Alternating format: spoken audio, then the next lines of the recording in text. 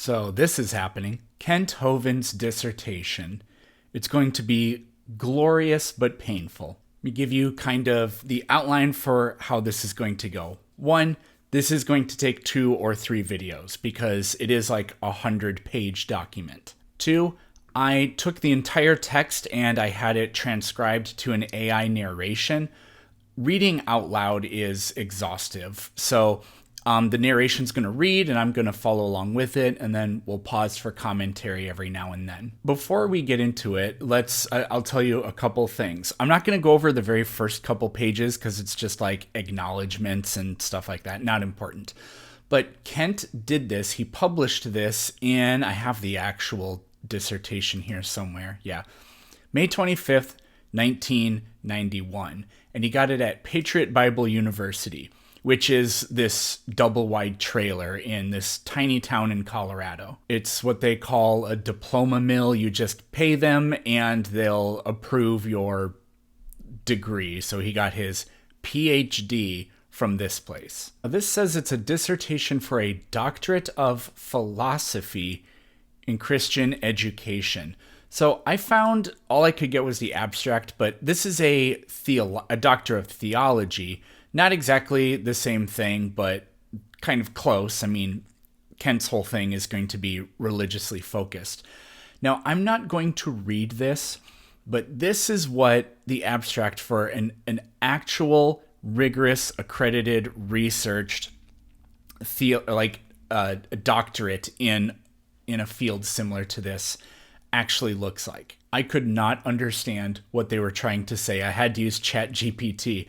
And it told me that this person is arguing that the Lord's Prayer was meant for its time and place. It's not about like future, they call it eschatology or something like that, which is kind of like, it means you're speaking on events in the future that haven't happened yet, either like prophetic stuff or apocalyptic stuff or something like that. And their argument is just that the Lord's Prayer is very time and place. I compared that abstract with part of Kent Hovind's dissertation to analyze like the content of what it says.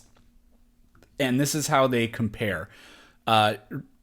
It's really bad. The Flesh Kincaid, I don't know if I'm saying that right, that's where it's basically like, what grade level is this? And Kent scored 8th grade, and the other one is very nearly at the 12th grade level. Needless to say, it will not be difficult to get through there or to understand what this is saying. The only real difficulty will be in trying to understand why Kent would have said any of these things. I have no idea how far we will get today, but let's get started. Hello, my name is Kent Hovind. I promise I won't pause every 2 seconds like this, but to begin a PhD thesis that way is just so unbelievably stupid. If you look at the way this is actually done, you don't talk about yourself in the first person like that. It's so unbelievably unserious. In what I have skimmed through this, I can tell you that he's just making an argument. It's like a high school persuasive essay, and it's really bad at that too. Whereas, I mean, obviously, if you're trying to get your PhD, you're trying to argue something. You're trying to add to knowledge in the world, but you use evidence, and it's extremely rigorous, and the language is hard for normal people to understand. This ain't that.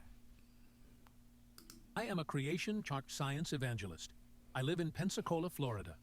I have been a high school science teacher since 1976. Tragic. I've been very active in the creation John evolution controversy for quite some time. Yeah, I don't know why, but when it sees that dash, the AI just like doesn't know what to do. Sorry.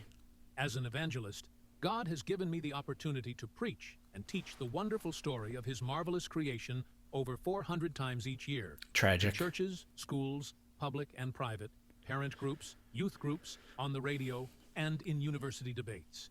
It is my burning desire to help Christians get back to a simple faith in God's Word. Satan's method has always been to instill doubt in God's Word. There we go. Whatever I don't believe is Satan. The first sentence that came from Satan that is recorded for us in the Bible is, "Yea, hath God said." He started by questioning God's Word in the Garden of Eden. It worked there, so he has used it ever since. In the 20th century, The major attack Satan has launched has been against the first 11 chapters of Genesis. He knows that the entire Bible stands or falls on the validity of these chapters. I believe that the Bible is the infallible, inerrant, inspired, perfect Word of God. I believe that the Bible needs to be read and believed as it stands. Yeah, except you believe that some parts of the Bible are metaphorical and not literal. So great. I just realized that there's no title for this, like anywhere. He's not. Nowhere on here did he say what he's actually arguing for. Huh. That's amazing. There's no. Yeah. There's like this one. The title is The Lord's Prayer, its interpretation and reassessment of an eschatological orientation, favoring the prayer's primary application as being for the present gospel age. Kent, nowhere on here did he say what his actual goal is. That's so incredible. Wow. Christians are often guilty of neglecting or twisting the Bible to fit their lifestyle or their preconceived ideas. In this book, I'll be covering, in a nutshell, the creation-evolution controversy. Why would you say in a nutshell? Why would you say that? Again, it's so unserious for this apparently being a PhD. You know what I never thought of? I have no idea if he even has a bachelor's or a master's degree. I don't think you can just get a PhD without at least having a master's degree, although I guess... You know what? Let's find out. So it says he got his master's degree also from Patriot University. Interesting. And I'm sure he just wrote a crappy little essay for that too. There's something else I've noticed. I haven't read very much of this thing, only a few hundred words. But he keeps saying in this book. This isn't a book. And he says there are chapters. There are no chapters.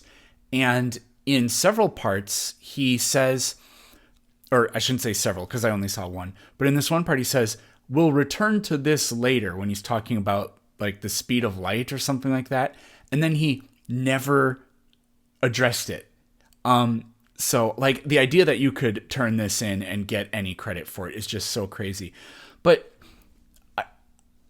I don't know, but I suspect he wanted to write a book and quit and then just turned in what's basically a rough draft and got his PhD.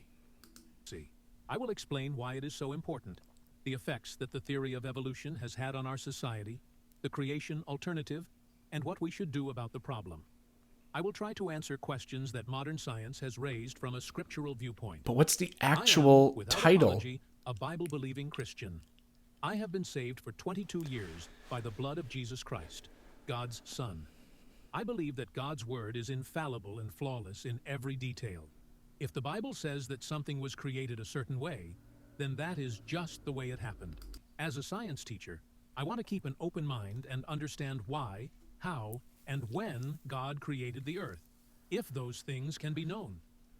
Is your paper about how the earth is created, how old it is, or is evolution true? There are some things we cannot understand, and some things I believe that we can. I will be... Why would you say that? That's such a useless filler sentence. Be quick to point out that there is nothing new under the sun. That's not a quote. This is not something that people say, although, I don't know, maybe in 1991 it was. Most of my ideas are the result of the input of hundreds of godly men and women through the years. I have attempted in this book to simply explain the things I have learned through many years of studying both science and the Bible. In the last 22 years, I have read hundreds of books by creationists and evolutionists I doubt on it. the subject of origins. Many great thinkers and scientists have had an influence on me. I owe much to many, but I must, in the final analysis, take the blame credit for what is written in this book. Many things I can document and verify. There will be much blame. With the experts, whatever an expert is. Why would you say that? Many things I can document and verify with the expert.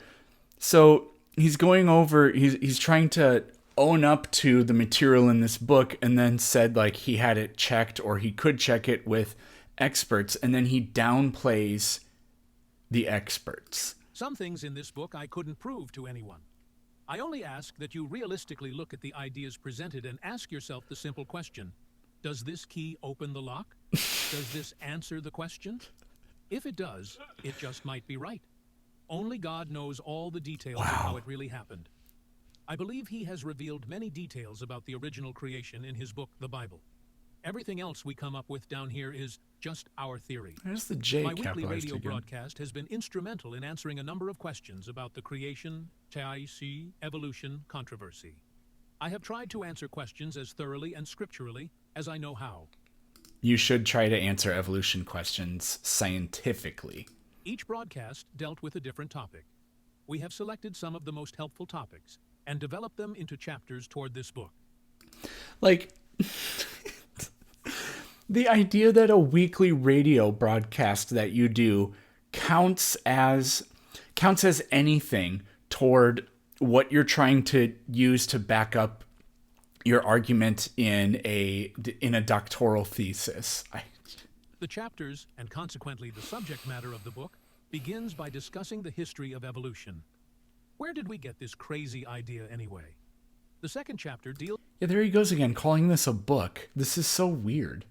with the fact that evolution is a religion and not a science, and therefore should be excluded from public school curriculum. Oh, The boy. third chapter deals with the effects of evolution. What has the teaching of evolution brought to the world in the way of good or harm? In the fourth chapter, we deal with the subject of time. How old is the Earth? In the fifth chapter, we discuss the Big Bang Theory. In the sixth chapter, we give information about the geologic column, the foundation of all evolutionary teaching. In Chapter 7, we answer questions about radiocarbon dating. Chapter 8 gives the truth about cavemen. Chapter 9 discusses the best evidence evolutionists have for evolution, that is, Archaeopteryx. Chapter 10 answers the question, Okay, it was the 90s, but the idea that Archaeopteryx is the best evidence we have for that seems extremely silly. Although, oh man, I mean, we didn't know anything about, we didn't have genomes sequenced at this point, and there were a lot of other transitional fossils missing. But I mean, we had Lucy at this point, but that's terrible. has science created life in the laboratory? We took 10 chapters of the book to destroy the edifice of evolution and clear away the rubble so that we could build on a clean foundation. Guys, I kid you not, the word carbon appears one single time in the entire book after he said that. So it appears on the very last page here. But I went through pages 4, 5, and 6, and carbon appears 0 times. He says it here. What about carbon dating? What about dinosaurs? What about cavemen? But then he never once mentions it again. Does he say anything about cavemen? Nope. Does he say anything about dinosaurs? Oh, yes, he does mention dinosaurs a few times. I know he says that he's going to go over dinosaurs being in the Bible. I don't know. I haven't read that yet. But yeah, this is literally an incomplete assignment. If a student of mine turned this in, they would get an I for an incomplete, and they would have a 0 until they actually did it. Several legitimate questions about the creation account given in the Bible need to be answered. Number 1, don't all scientists believe in evolution? In Chapter 11, we discuss scientists, past and present, who were creationists. In Chapter 12, we answer a commonly raised complaint. Genesis 1 conflicts with Genesis 2. In Chapter 13, we give interesting evidence that dinosaurs are mentioned in the Bible. And just once again, there are no chapters in this. I believe that dinosaurs are not only in the Bible, but they have lived with man all through his 6,000-year history. In Chapter 14, we deal with the question, are dinosaurs extinct? In Chapter 15, we discuss the human and dinosaur footprints found together in Glen Rose, Texas. In Chapter 16, we give the creationists' alternative theory to explain the geologic features of the Earth within a 6,000-year framework. While all of the evidence is not in yet, I feel it is still the best option to take God's word at face value. The Bible has never been proven wrong yet. Yes, it has. And I believe it never will be. Does he mention any of this stuff ever at any point? Let's go to the footprints. Nope, the word foot doesn't appear at all on the last page. It does not appear at all on the second to last page. Once in a quote from the Bible, so that obviously has nothing to do with footprints in Glen Rose, Texas, and 0 times. This is so much worse than I thought it would be. It's just it's so much worse. And I thought it would be my expectation, what's that Simpsons quote? My expectations were zero and you shattered them. Or no, I think that's from Malcolm in the Middle. I think Dewey says it. All right. Well, the history of evolution. Where in the world did the idea come from that things left to themselves can... I wish I had like somebody who actually has a PhD or somebody who like reviews these things, or an English teacher, so they could go over how awful it is that somebody would say, where in the world in a PhD thesis? can improve with time. Who would start a crazy idea like that? So this is a common trope of his and other people. Evolution violates the second law of thermodynamics or whatever because things get better over time or whatever. If that's really the case, then life itself is impossible, because although I wouldn't make this argument because I think it's silly, somebody like Kent would say that a fully grown adult is like better, more advanced, whatever, than a single-celled zygote, for example. So if evolution is impossible, then life itself is impossible. If you pay attention, you can notice that most of their arguments render life itself impossible. This idea is the opposite of everything that we observe in the world today. For instance, all the highways in our nation today, left to themselves, decay, deteriorate, and fall apart. A house left to itself will become a wreck. It takes work and constant planning to make anything improve. Everything tends toward disorder. The first and second laws of thermodynamics are well-established scientific laws that have never been observed in the universe to be broken. Should have started a new paragraph there. The first law says that matter cannot be created nor destroyed by ordinary means. We do not see anything being created today, and yet we do see an entire universe of created material. No, you don't. This clearly indicates a creator. No, it There doesn't. are people in the world today Well, it might, but if it were true, it might, but it wouldn't indicate a god. who wish to No more than it would indicate aliens. avoid the concept of God. They do not like the idea of a God telling them what to do. Therefore, they have come up with the most dangerous, Haven't you been married 3 times? I don't know which wife he was on when he wrote this, but doesn't your God say don't do that? damnable doctrine, every imagined evolution. I would like in this chapter to trace the history of evolutionary doctrine. Where did this dangerous doctrine come from? Evolution is purely a religion. There is Real quick, because I missed it, he actually did say that in his thesis here. Yeah, you can't see my cursor, but it's like right in the middle of the page right here. Damnable doctrine, every imagined. There's no scientific evidence at all to back up any form of macroevolution. We have only evidence of it. Again, we didn't have genomes sequenced at this point, but the fossil record clearly supported it. The technical definition of evolution means change. There is no question that things do That's actually a layman's definition, not a technical definition. change. All change is directed either downward, toward less order if left to themselves, or upward with a mastermind behind it. That's absolutely not the case. Stars naturally become more ordered. Random fluctuations in the atmosphere can create tornadoes or hurricanes, which are more ordered. The cities that we live in have evolved over the years. The city where you are now probably did not even exist 300 years ago. A college professor told me that cities evolve with time. I said to him, I agree. If you use this as your definition of evolved, then you are including a design, a designer, and lots of work-planned intelligent progress, not chaos ordered by self. Not one of the buildings in your city built itself by the material rising up out of the ground. It did not happen that way. It does not ever happen that way. It never will happen that way.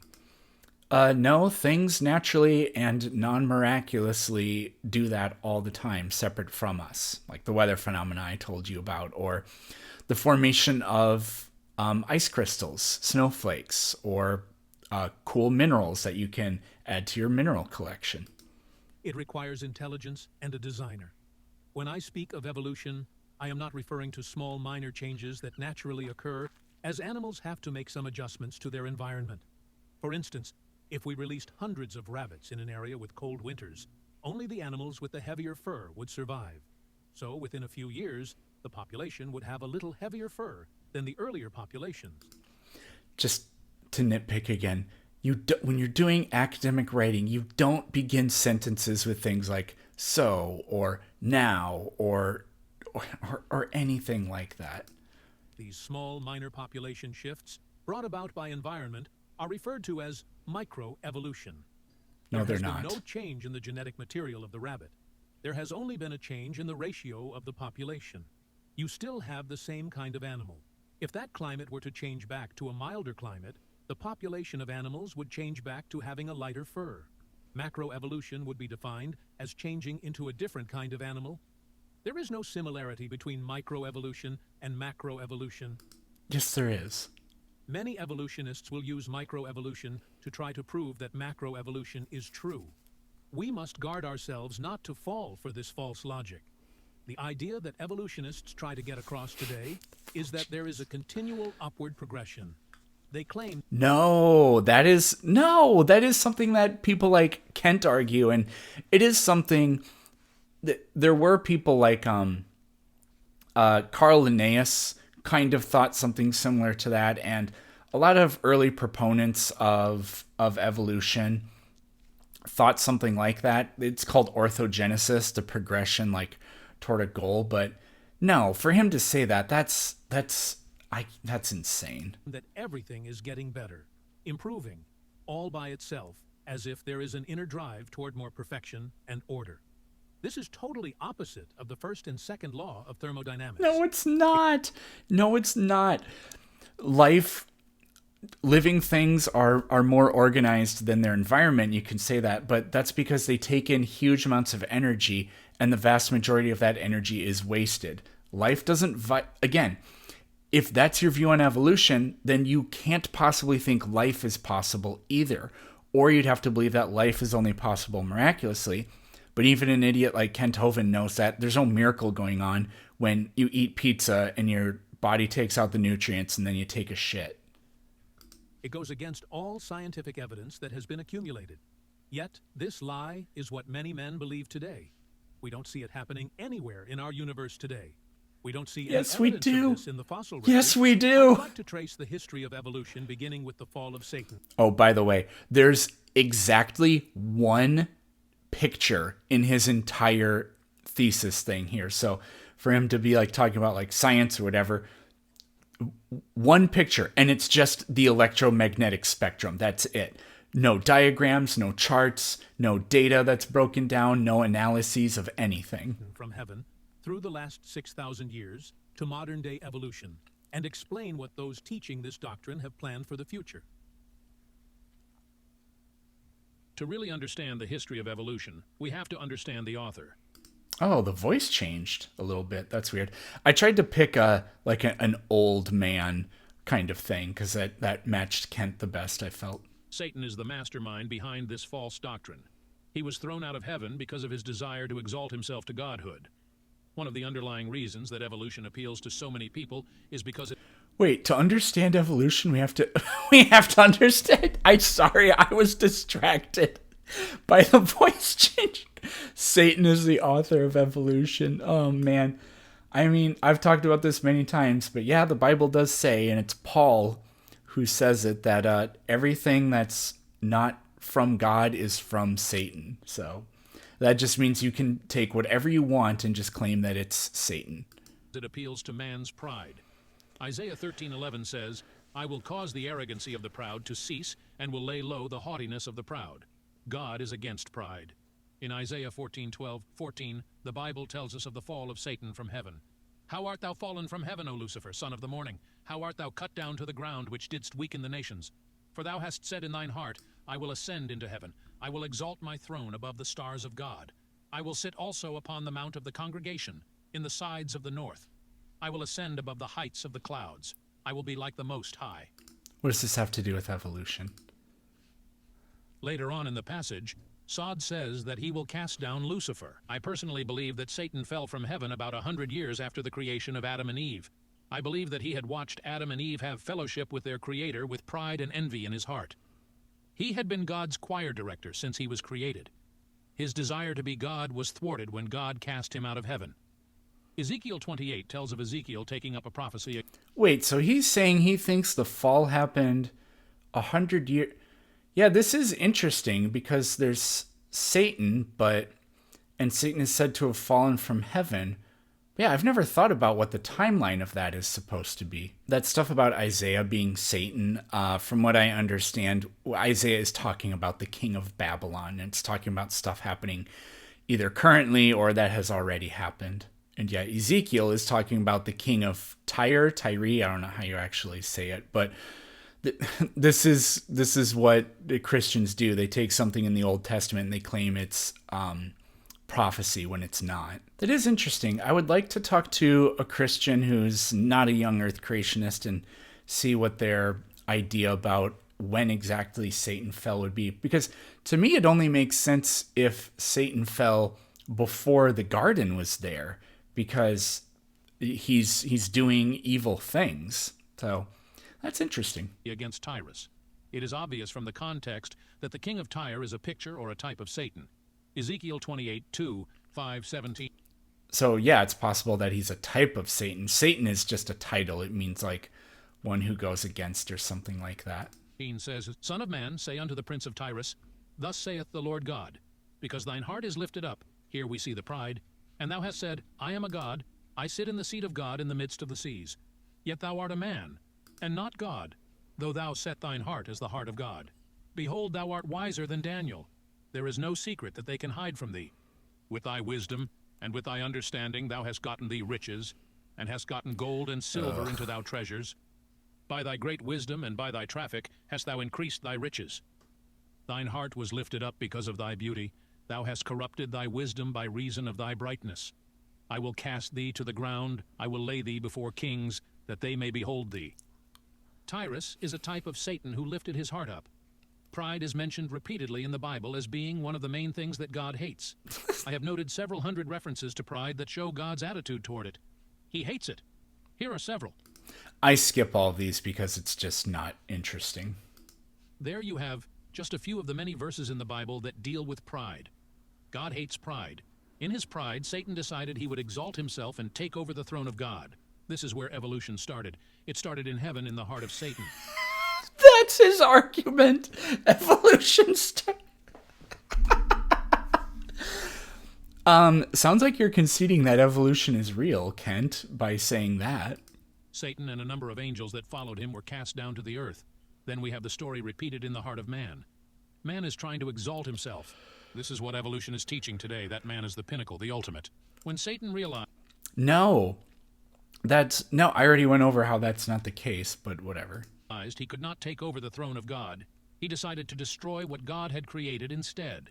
Satan, in the form of a serpent, brought the doctrine of evolution to the Garden of Eden. In Genesis 3:5, the serpent says to Eve, Ye shall be as gods. Pride is the same thing that Satan used to cause the fall. So is Kent Hovind's original problem with evolution that he thinks the great chain of being is what evolutionary scientists think the way things work is, and what evolution is teaching humans that they are God? I thought it was just that it destroys the narrative of the 6-day special creation and that the animals were all created. This is so weird. All of man in the Garden of Eden. Satan was jealous of Adam and Eve and their close union with God. The same is true today. Satan wants your attention any time you try to serve the Heavenly Father. When Adam and Eve fell for the line that they could become as gods, the doctrine of evolution was successfully introduced to the world. Man's pride and ego had been appealed to, and he was no longer content with the status God had given him. Where did it go from there? Genesis 4:3 says, And in process of time it came to pass that Cain brought of the fruit of the ground an offering unto the Lord. Cain knew better. God wanted a blood sacrifice. God had shed innocent blood to cover the sin of Adam and Eve. Cain knew God wanted a bloody animal sacrifice, a lamb to be precise. Cain thought that he could get favor with God by bringing the work of his own hands. Cain promoted the evolutionary doctrine that man can progress by his own efforts. It was Cain's pride that caused him to disregard God's commands to bring a lamb. Instead, he brought the fruit of the ground, which represents his own efforts to please God. When God rejected his offer, he became angry at God. Since he could not hurt God, he took out his anger on God's servant, his brother. What does this have to do with evolution? In pride, he slew his brother because his brother's sacrifice was accepted. We are told later in the New Testament the reason why Cain killed his brother. In I John 3:12 we read, "Not as Cain, who was of that wicked one, and slew his brother, and wherefore slew he him? Because his own works were evil, and his brother's righteous." This is still true today. Anyone that does good in this world is hated by those that do evil. Cain's efforts to evolve closer to God met with disaster. Cain was driven out from his family to wander in the world. His descendants apparently continued rejecting God. Man full of pride will seldom admit that he is wrong. Yeah, I need to talk to somebody about this. I didn't know about this passage until maybe a couple weeks ago. But yeah, it says, Cain, who was of that wicked one. Does that mean that Cain's dad is Satan? Or like, what exactly does that mean? Seems pretty weird that the very first offspring of Adam and Eve would already be evil. I mean, like, and God's creation is perfect? The evil in the world continued to get worse until God had to destroy the inhabitants of the earth with a flood. When the flood was over, Satan began to work on Noah's descendants. The story of evolution continues in General 9:22. And Ham, the father of Canaan, saw the nakedness of his father and told his two brethren without. What does that have to do with evolution? Ham, instead of doing the wise thing of covering up his father's nakedness, went out and laughed about it to his two brothers, evidently. This resulted in a curse being placed upon Ham's son, Canaan. Ham's pride caused him to try to make his father look bad. People who are always cutting down others are usually motivated by pride. They think making someone else look worse will somehow make themselves look better. What does that have to do with evolution? The story of evolution continues. I read some commentaries where it says like they molested his dad or something like that, and that's like the actual problem, but like we don't know because it says so little. The story continues in Genesis 10. The people had been commanded by God to spread out and replenish the earth. Some decided instead to rebel against God's authority and exalt themselves. Genesis 10:8-9 says, "And Cush begat Nimrod. He began to be a mighty one in the earth. He was a mighty hunter before the Lord. Wherefore it is said, even as Nimrod the mighty hunter before the Lord." The word before in that verse means in the face of the Lord or against the Lord. Nimrod's rebellion against the Lord caused him to begin construction of the Tower of Babel. We see this tower mentioned in General 11. I looked this up once, like where does the etymology of calling someone a Nimrod come from? It seems to just say that Nimrod just started to be used as an insult because Nimrod sort of went against God in the Bible or whatever. 1:9, "And the whole earth was of one language and of one speech. And it came to pass, as they journeyed from the east, that they found a plain in the land of Shinar, and they dwelt there. And they said one to another, Go to, let us make..." We're going to skip this because this is so unimportant. This tower represented man's desire to exalt himself to the seat of God. The pride of the rebels caused the people to want to disobey God. They wanted to stay together and build big cities, even though God had commanded them to spread out and fill the earth. Babylon was one of the first cities built after the flood. It still exists today. The people reluctantly spread out after God judged them by confusing the languages. At this point, they spoke all different languages because the Lord confounded their speech. Yeah, that story is so obviously bullshit. I'm sure for several generations they told stories about how it used to be in the good old days when there was just one... Again, this is a PhD thesis, and he wrote good old days. Big city, and everyone was one happy family. As we trace the history of evolution, it becomes slightly confusing at this point because there are going to be several different branches on the tree. I will focus on just two of the main branches. When the people left the Tower of Babel, they took their false religion of evolution with them. They still hoped that they could exalt themselves to godhood. For the sake of the study, we shall call them the Eastern and Western branches of evolution. In the European community... Eastern and Western? This isn't... God. What is he talking about? So he's not... Oh, whatever. community, actually an area of Asia Minor and the country of Turkey, we have the Western branch of evolution. In the countries of China, Japan, and India, the Eastern branch of evolution developed. The branches actually developed simultaneously. The flood was about 24. So it sounds like the Israelites, the Israelites themselves were wicked, evil evolution believers, because they would be part of, what, the Western branch or the Eastern branch? I don't know, whatever. Seems kind of weird. 100 BC, which makes it about 4,400 years ago. The Tower of Babel was probably built within the first 300 to 500 years after the flood. Let's just assume that it was about 1900 BC. You can, I've seen people look at the math on this, and it's like, you couldn't possibly have enough people on the planet to be able to build something like that. After the entire world's population was reduced down to just a couple of people. When the Tower of Babel was built, the people were scattered from the tower. Many of the people, in their pride, still tried to find some way to become their own god. This is the basic motive behind evolution. No, it's not. For the not. next several hundred years following the Tower of Babel, there were many evolutionary-type myths passed down from generation to generation. In the year 640 BC, a fellow named Thales was born in Asia Minor. At some point in his life, he began the first of the modern evolutionary doctrines. He said that man had evolved from animals. Animals had come from plants. Plants had come from inorganic elements. And all of these had come from water. Anaximander, one of the students of Thales, enlarged on this theory slightly. Anaximander lived from 611 to 547 BC. He taught Pythagoras, who is famous for the Pythagorean theorem used in mathematics. At this point, there was a split in the evolutionary doctrine.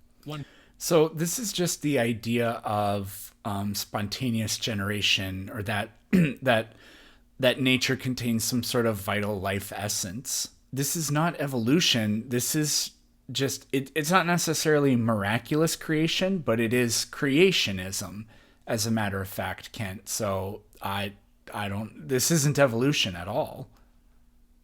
Group became atheistic and said that there was no God.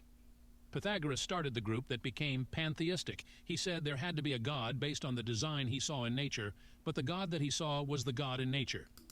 Oh, by the way, there is not a page of references in this. He isn't producing citations for a single thing that he says. The idea of limiting God to the natural elements is the underlying theme of pantheism.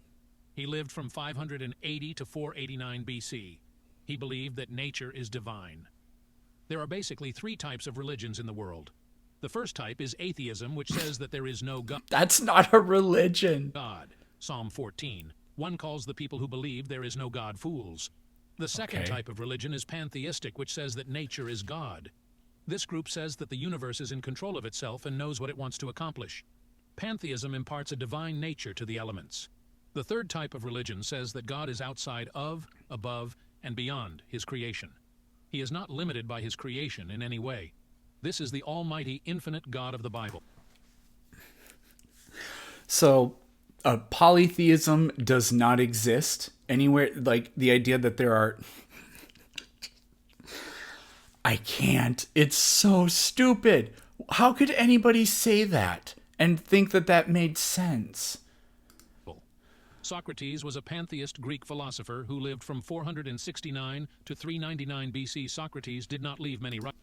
Also, you could be a monotheist and not believe that your God is an infinite type of God.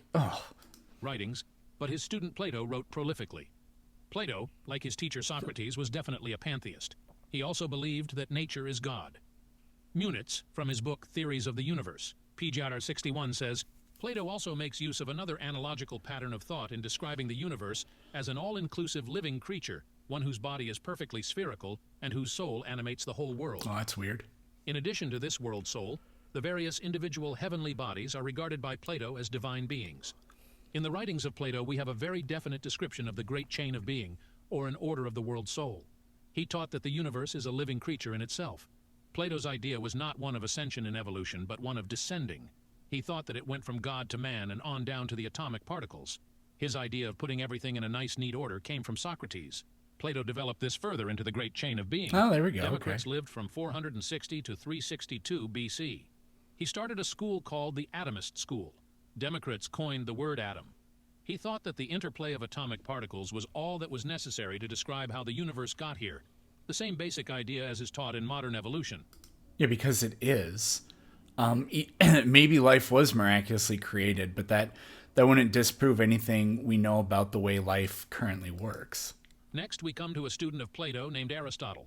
He lived from 384 to 322 BC. Aristotle developed the scale of being. He believed in reincarnation, which teaches that after death you would return to Earth as a new being, either higher or lower, depending on how you behave during your present life. Did Aristotle really think that? I've never heard that before. This is very similar to the modern-day Eastern religions. He developed the idea of a world soul more fully and passed it on to many more of his students. Aristotle believed in a descending order of nature. He believed in the eternal cosmos, which says that nature has always existed. He believed in spontaneous generation, which says that life arose from non-life. Aristotle is known for many scientific discoveries, and no doubt had a great positive impact on the world of science. However, his God was not the God of the Bible. His God was nature. So I really quickly just typed this in, and I just typed into ChatGPT, so take that for what it's worth. But it says, no, Aristotle did not develop any ideas like that. And reincarnation, I've never heard Aristotle talk about reincarnation. Pythagoras believed in reincarnation. He had a really weird cult. I talk about it in my next book that I'm still currently working on, Facts That Aren't True. But yeah, I mean, this is just completely false. Aristotle was tutor to a man named Alexander the Great. Alexander the Great was the leader of the Greek Empire of the 3rd century BC. He spread the teachings of Aristotle all around his empire. These men are all part of the Western branch of the evolutionary doctrine. The Eastern branch was also developing during this same time. People had traveled from the Tower of Babel to the eastern countries of India, Pakistan, and China. Civilizations began developing there. Beginning around 500 BC, there were at least 5 major religions that were developing in the East. The story gets a little confusing as we try to trace the history of evolution. Here in the Eastern branch, we again have 2 basic philosophies of religion. One philosophy is atheistic, saying that there is no God at all. The other philosophy again was pantheistic, saying that nature is God. Hinduism became very popular around 600 BC. It probably began many years before that. This religion is broken up into 4 branches. Vedanta is the most popular branch. It teaches that the universe is a living soul. Okay, I obviously know nothing about this, so whatever he gets wrong, any of you that know anything about it, you're going to have to type it into the comments. And by the way, Alexander the Great was not leader of the Greek Empire. It was called Macedon. He was Macedonian. Sikhism is another branch that began around 1500 AD. Jainism is a branch of Hinduism that says that there is no God at all. Jainism teaches the doctrine of karma. This is a system of reincarnation where people are constantly being born back as a different creature depending upon how they lived in this world. The final stage of this reincarnation is nirvana, which is annihilation, and you finally get to stop coming back. You just cease to exist. The 4th branch is called Sankhya, which is also atheistic. Another religion developing in the Eastern world during this time was Confucianism.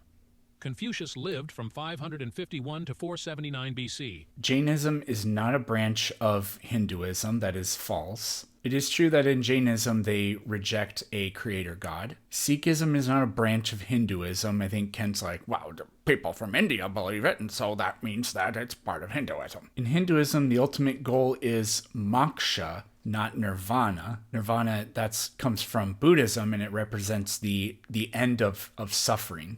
Strongly endorsed ancestor worship. There was no God or afterlife in the system developed by Confucius. It was simply a system of ethical, political, and pragmatic teachings. It was a very atheistic religion that totally left God out.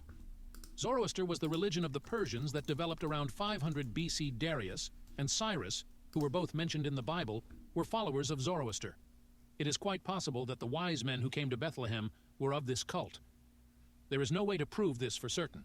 This religion believed that Satan and God were equally powerful, thereby limiting God. This shows that they did not have the right view of God in their theology. This Eastern religion is still prominent today. The Buddhist religion was also developing during this time in the East. Buddha lived from 563 to 480 BC. Buddha means the enlightened one. This religion originated in India. Confucianism isn't an atheistic religion. It's a moral philosophy that just says things about like how to live. It doesn't say anything about whether or not a God exists. Maybe it says these things don't come from a God, but that's not the same thing. He's off by like 1,000 years on the time frame of Zoroastrianism. There's no evidence that Darius and Cyrus were followers of Zoroastrianism. Again, this is just ChatGPT telling me these things. Zoroastrianism does not say that the destructive spirit and God are equally powerful. It says that God is the ultimate supreme. And was later expelled from that country. It later became very popular in China.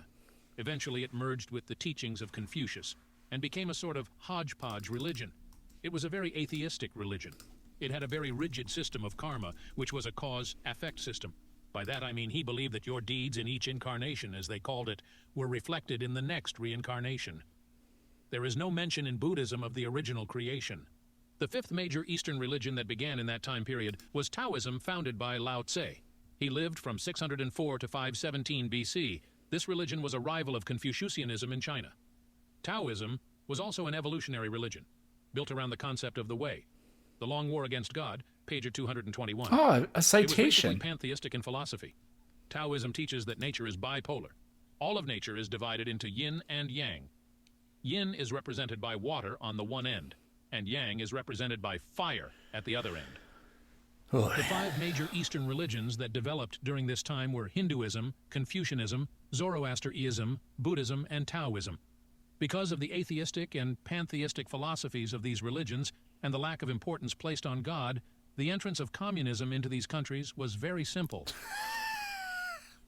Wow. When the evolutionary doctrine was taught in these countries, the people did not have to change their religion in order to include it. Evolution and communism. Plenty of Christians didn't have to change anything about their religion either, you dumbass. Communism blended in fine with the Eastern religions. In about 1895, a man named Yen Fu translated Thomas Huxley's book into Chinese. That was probably the turning point in China. It led the way for communism to take over so many of the Oriental countries. At the time of Christ, it was almost universally accepted as scientific fact that the world was infinitely old. The two philosophies mentioned above were very prevalent during the development of the early church. These are the philosophies that were referred to in Kernel 2, 8, where the Bible says, "Beware lest any man spoil you through philosophy and vain deceit." As the Apostle Paul was preaching on Mars Hill, he began his sermon by talking about the infinite Creator, the God that made the worlds. Then Paul stood in the midst of Mars Hill and said, "Ye men of Athens, I perceive that in all things ye are too superstitious. For as I passed by and beheld your devotions, I found an altar with this inscription: To the unknown God, whom therefore ye ignorantly worship, him declare I unto you. God that made the world and all things therein, seeing that he is Lord of heaven and earth, dwelleth hot in temples made with hands. Acts 17:22, 24. This immediately got the people's attention. Again, a sentence like that being in in a PhD thesis. We are in the same situation today. In order to reach people that have been heavily influenced by evolution, we must first begin with the foundation, the creation. We can't immediately quote John 3:16 because it sounds like a foreign language to them. They have been so brainwashed away from God by evolutionary philosophy that we must begin with the basics. We must slowly pry open their closed minds by getting them to answer the question, who is the creator who made the world? Yeah, and if they're polytheistic or pantheistic, they're going to have an answer. It's just going to be different than yours. Almost immediately after the time of Christ, several groups developed around Christianity that claimed to be Christian. Some had pure motives and some had impure motives. Ugh. Those with impure motives desired to dilute and destroy the Christian teaching. For example, one of the groups that developed was from Alexandria, Egypt. There was a school in Alexandria that had teachers that tried to reinstate Aristotle's philosophy into Christianity. St. Clement, who lived from approximately 150 to 215 AD, taught in this Alexandrian school. He started one of the early compromises that tried to bring the almighty God of the Bible down to the pantheist God of nature. You see, the God of creation is above and outside of the creation, whereas the God of pantheism is in his creation and is limited by the creation. Instead of him being over the universe, he is like a major cog in the machinery, but not the man running the machinery. Clement had a very clear intention of making Sod a pantheist God. Evolution is just part of a long war against God. The main idea is to bring God down off his throne. Satan has always wanted to do that, and he hasn't given up yet. Many in the Alexandrian school were of this philosophy. They actually recopied parts of the Bible to be more in line with their beliefs and made what are known today as the Alexandrian manuscripts. These have been discredited and rejected by most Bible-believing Christians because there are differences in these manuscripts and the other manuscripts of the Bible. Many of the Alexandrian manuscripts are older than the manuscripts used by the Bible-believing Christians, yet older does not mean better. It would only make sense. Yeah, so the closer we are to the source, the less accurate it is likely to be. That's hilarious. That if a manuscript were accepted as authentic by the believers, that it would be used over and over until it was worn out. Then a new copy would be made. It would be checked extensively by the priests to verify that all had been copied correctly. I'm trying to fact check this while I'm listening to it, so just to go back.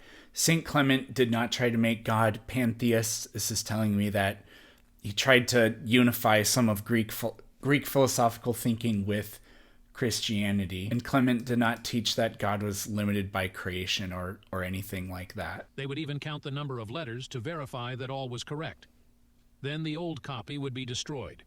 This process was repeated many times as manuscripts became unusable. Those manuscripts that were not accepted would not be used, and therefore would last longer.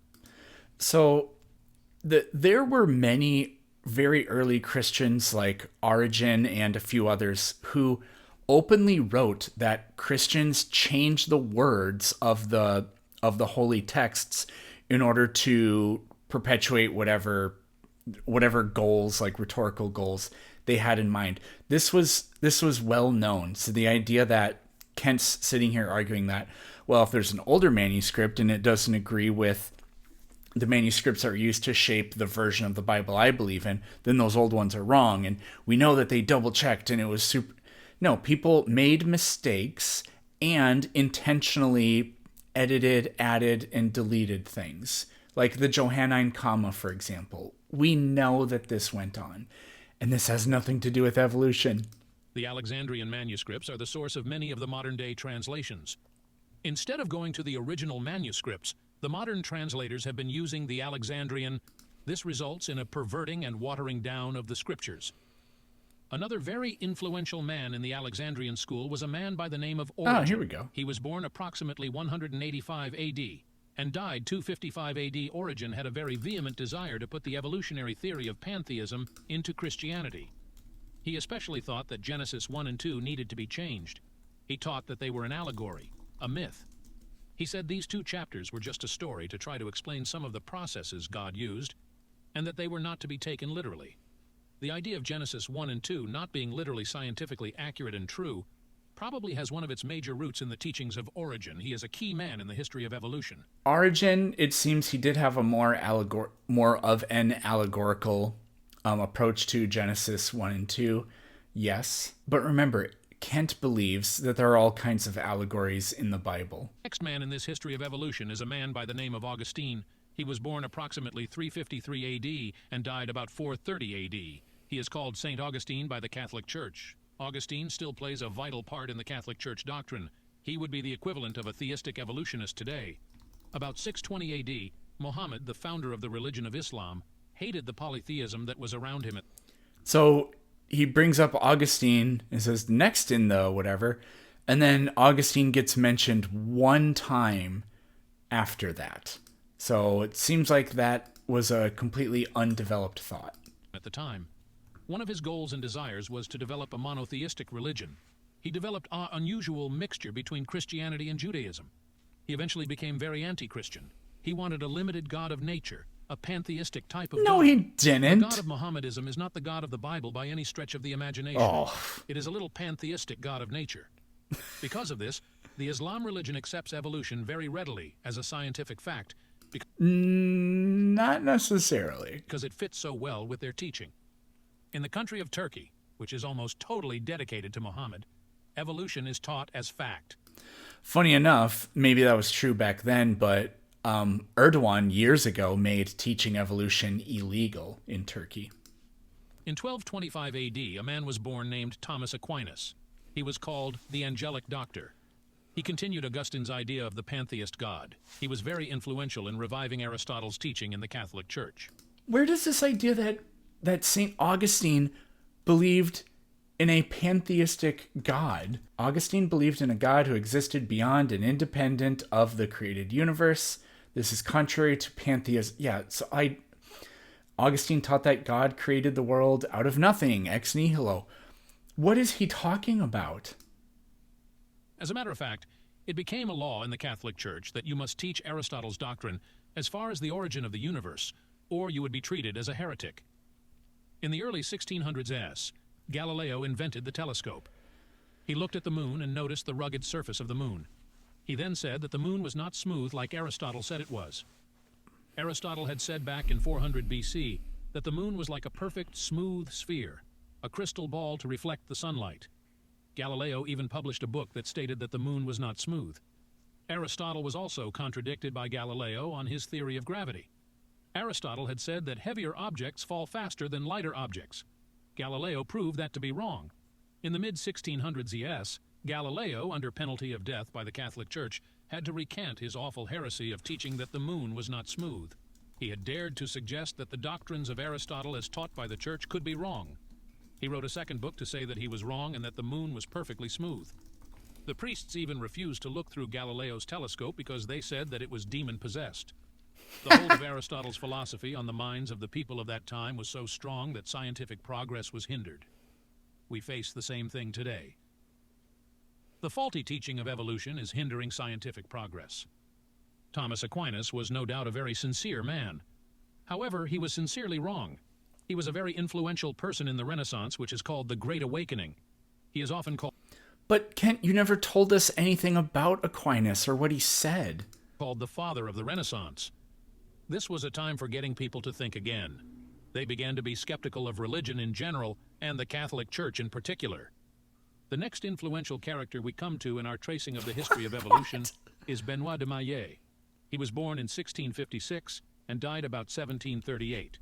He was very anti-Bible and tried to influence anyone he could to not believe the Bible. He was very full of occult ideas. He wrote a book which was his name spelled backward, Teleomed. He was a very avid atheist, evolutionist, and a materialist. He believed in a great infinite age of the earth. He was very influential in furthering the ideas of evolution, particularly in the country of France. Another man at this time was Maupertuis, born 1698 and died 1759. He was a physicist and a mathematician and was a close friend of Voltaire. Both of these men hated Christianity with a passion and wanted to do anything they could to discredit the Bible. What? Voltaire, born 1694 and died in 1798, was a deist and was an open enemy of Christianity. When he was 5 years of age, he memorized the Skeptic's poem, and on his deathbed he said, "I am abandoned by God and man." So if anybody is just merely a deist, they hate God and the Bible and whatever. Oh man, that's pathetic. Man, I shall go to hell. He is also quoted as saying, "If God did not exist, it would be necessary for man to invent him." Many people in colleges today use this quote to pull people away from Christianity. Voltaire is also quoted as saying, "I wish I had never been born." He is also said to have scoffed at Sir Isaac Newton. Newton had been meditating on Daniel 12:4, which says, "But thou, Daniel, shut up the words and seal the book, even to the time of the end. Many shall run to and fro, and knowledge shall be increased." Newton said that he believed that someday man would go more than 50 miles per hour. Voltaire picked up on this and laughed. He then traveled around preaching about the ridiculous ideas in the Bible to put such thoughts into Newton's head. What? Voltaire had a deist friend as a young man named Abbé de Chateauneuf, a bachelor and probably a homosexual.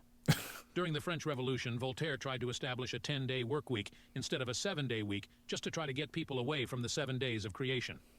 This, of course, was a miserable failure.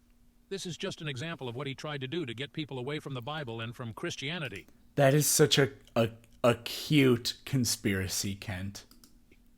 Another Frenchman during this time of turmoil of the 1600s and 1700s was a man named Comte de Buffon, 1707 to 1788. He was the director of the French Botanical Gardens for 50 years. He was also a prolific author. He wrote a 44-volume series on science called History of Nature. This is full of evolutionary ideas. Text faded his writing before the French Revolution. He was very careful not to do things that would offend the Catholic Church. He was very influential in spreading the doctrine of evolution around the world. Another man that is very important as we trace the history of evolution is Erasmus Darwin, the grandfather of Charles Darwin. So it took us this long to get to somebody named Darwin. He was born in 1731 and died in 1802. He was an extremely fat person. In fact, he was so fat they had to cut a curve in the dining room table so that he could get up to the table. He was a medical doctor. He was also very immoral.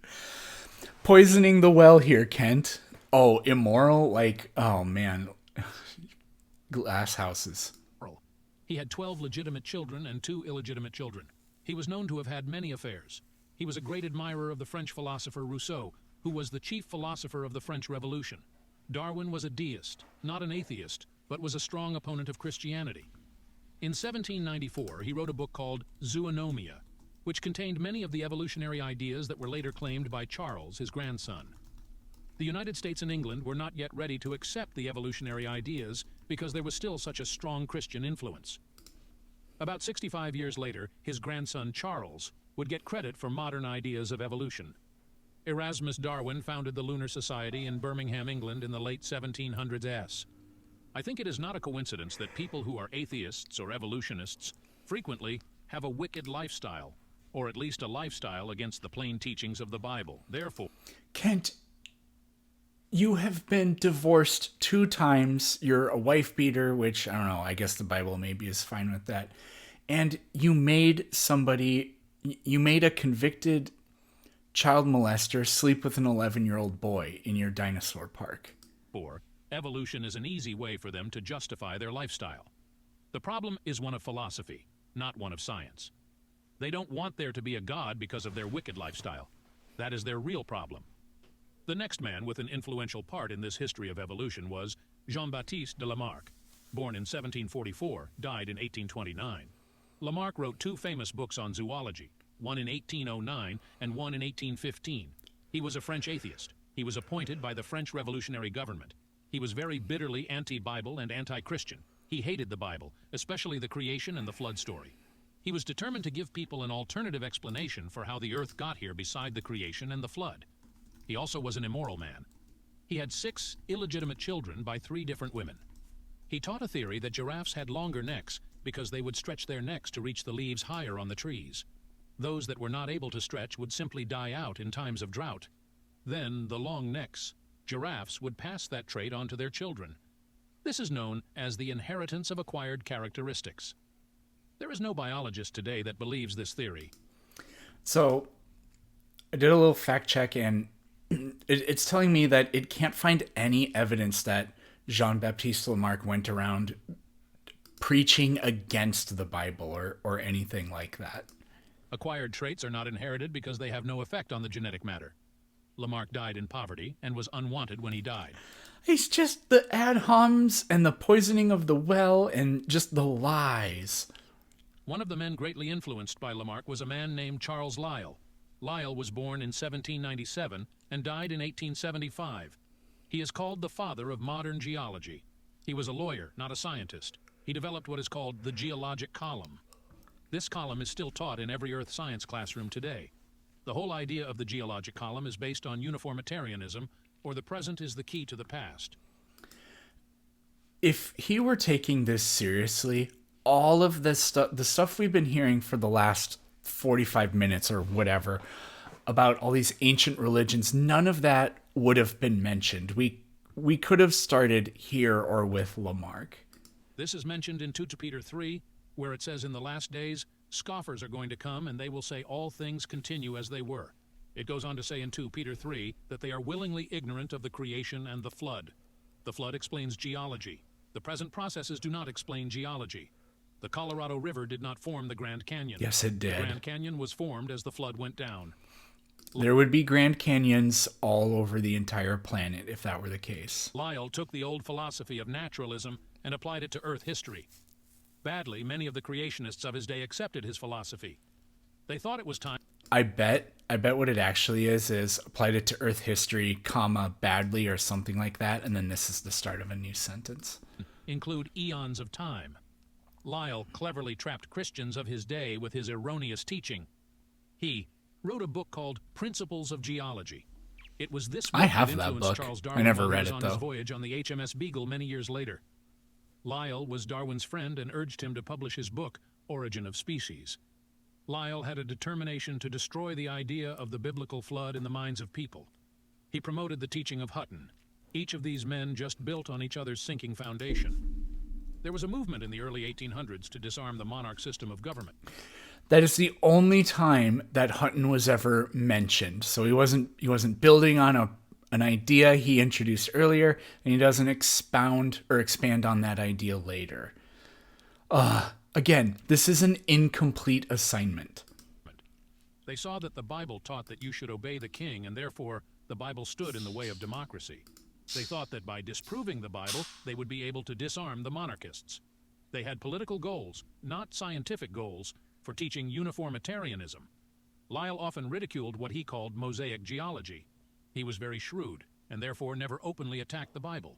Henry Morris, in his book, Long War Against God, pg 65, says, What does this stuff about preferring secular government have to do with evolution in any way? Does Kent wish the American Revolution never happened? Does he wish we had like a state church and worshiped the King of England still to this day? Lyell's dominating motivation was his desire to undermine the authority of the Bible. The next man we come to in tracing the history of evolution is a man by the name of Charles Darwin. Wow. Darwin was born in 1809 and died in 1882. Finally. He is most famous for 2 books that he authored. The second one was The Descent of Man. The first one, and most famous, is The Origin of Species by Means of Natural Selection. This book also had a subtitle called The Preservation of the Favored Races in the Struggle for Life. He took a 5-year voyage in the 1830s on the HMS Beagle. During that voyage, he read extensively Lyell's book. This greatly influenced him to think that the Earth Extensively read his book.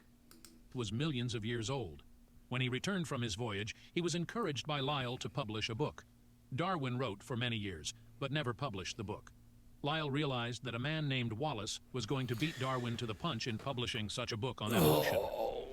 Lyell encouraged Darwin to go ahead and publish his book. Darwin published it in 1859. The Industrial Revolution was well underway, and people were looking for some way to justify the cruelty that accompanied this revolution. Child labor, sweat houses, etc. Darwin's book was just what the world needed to justify the cruel, ruthless tactics of the Industrial Revolution. What kind of statement is that? The reason people were privy to Darwin's ideas because of the cruelty of the Industrial Revolution. Darwin had a theology degree. He became a deist, and later very proudly an atheist. There are many stories of him repenting on his deathbed, but there still is much confusion on the issue.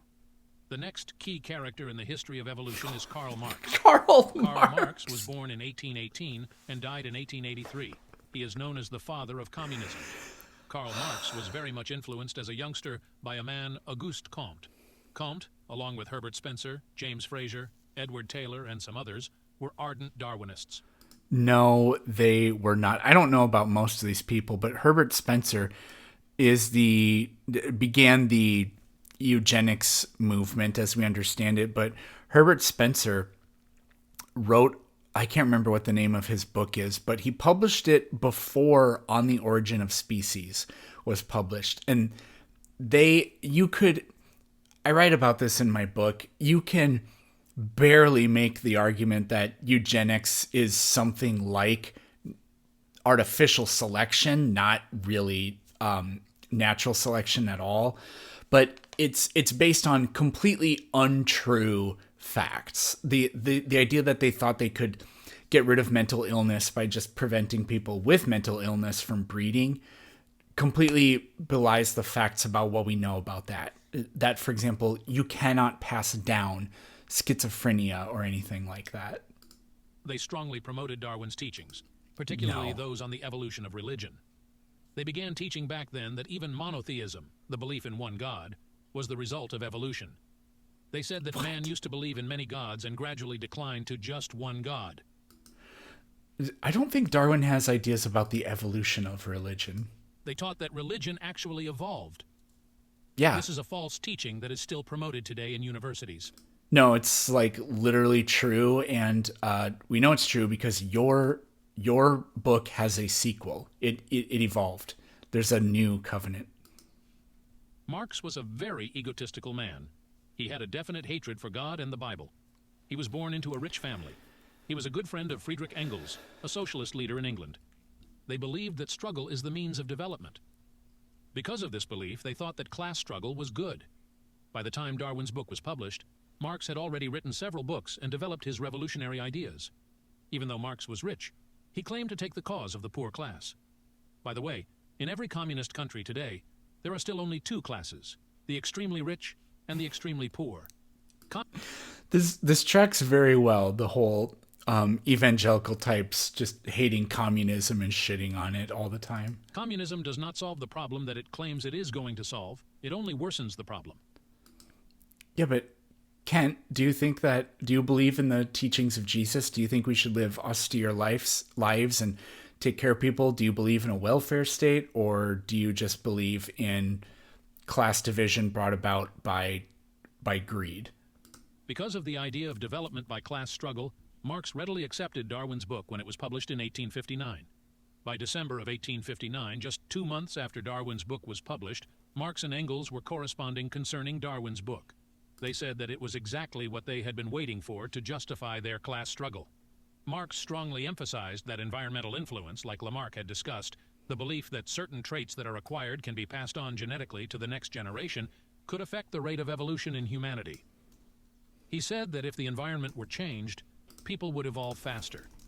He thought that evolution could be controlled or accelerated then by handling factors in the environment. Marx wrote 2 very famous books that radically changed the world: The Communist Manifesto and Das Kapital. Marx wrote in a poem one time, "I wish to avenge myself against the one who rules above," and he has certainly accomplished that. Because of Marx's doctrine of communism, belief in God was outlawed, Bibles were outlawed, and millions of people have lost their lives in various countries around the world. On Judgment Day, Marx will be responsible for the lives and blood of millions of people. Marx, with his bitter hatred toward God, developed communism. Okay, I have to stop there. I think this thing will be in 3 pieces because we're about exactly 1/3 of the way through it. So, every bit of that was horrible. It was funny though at sometimes. I'm glad that I don't know quite enough to criticize everything he's saying, because it would have taken 5 hours to go through that whole thing. But we're peering into the mind of a pseudo intellectual, and that's the fun part, right? Okay, I'll see you guys probably next week for part 2.